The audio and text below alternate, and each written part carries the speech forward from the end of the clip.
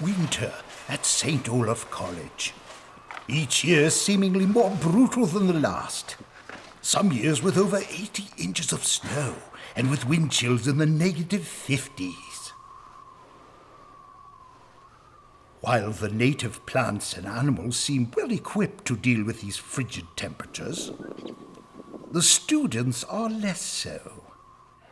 During this bleak midwinter, the Oles spends most of their time inside pretending to be productive, but when absolutely necessary, they will scurry between their islands of warmth. Sadly, there is very little native outdoor habitat for the Ole in the winter time, but soon signs of spring begin to show. The once enormous mountains of snow begin to shrink back, revealing the sun-starved grasses. One of the surest signs of spring, however, is the Birkenstock.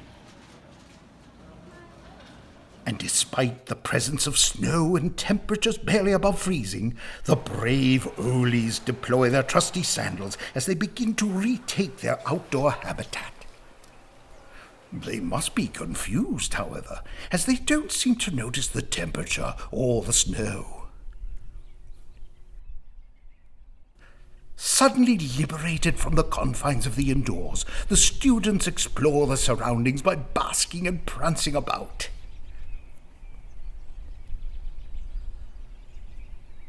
Unfortunately, much of their surroundings are still trapped by the icy grip of winter, including their main mode of transport, the bicycle.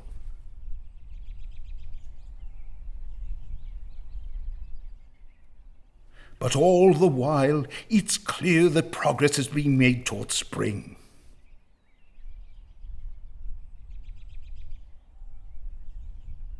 With the snow gone, the native spring habitat starts to fill with a species called the tree Oles, a variety which constructs its stunningly colorful nests each day.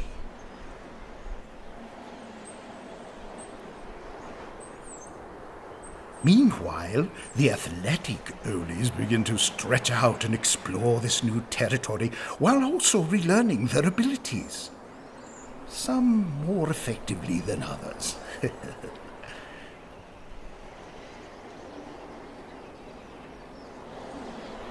Here we see the freshman tree Oles attempting to build their nests, yet they still have much to learn. And then there's campus golfer Ole, truly a sight to behold. As some of the thirstiest and happiest Oles on the hill, these creatures always enjoy their time roaming about.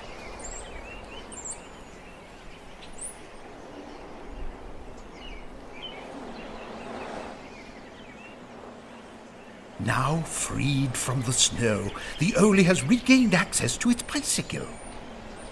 Here we can see an Ole drinking his stimulant beverage while attempting to operate his two-wheeled vehicle.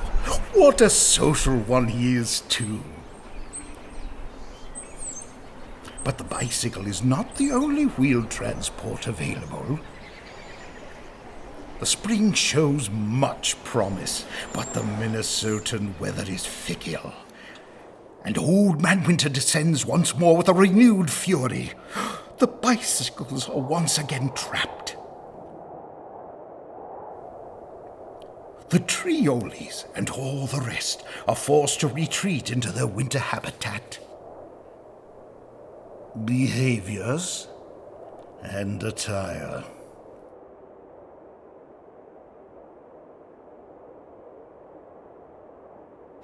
Winter finally departs, but in its place a deluge is delivered.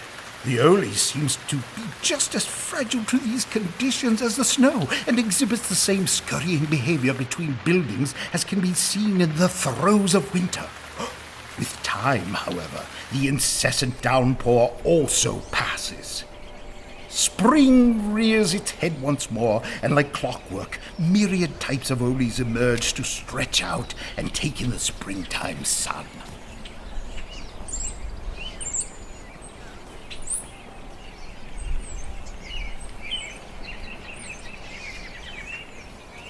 Here we spot the Insta-Ole in the wild, searching for her prey. Signs of spring. Unsatisfied by her first shot, she searches until she finds a more suitable prey.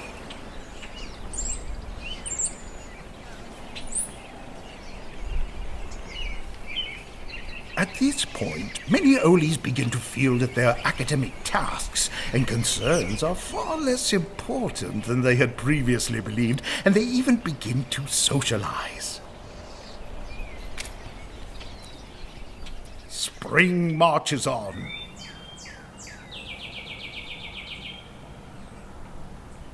And as the end of the semester approaches, the Oles begin to celebrate.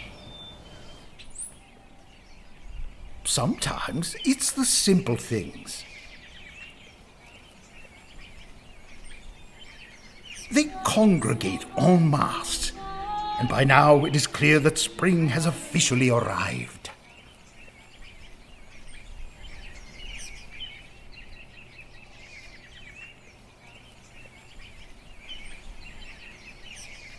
Drawn like flies to honey, the now euphoric Ole cannot resist the innocent joys of canine companionship. But the Ole often leaves long-lasting traces of their presence behind. After their time in this seasonal growth habitat, these Oles spread far and wide around the world, and one can only hope that they are able to adapt to the real life that exists beyond the hill. Yet, through it all, Oles cling to one beacon of hope, this annual rite of spring.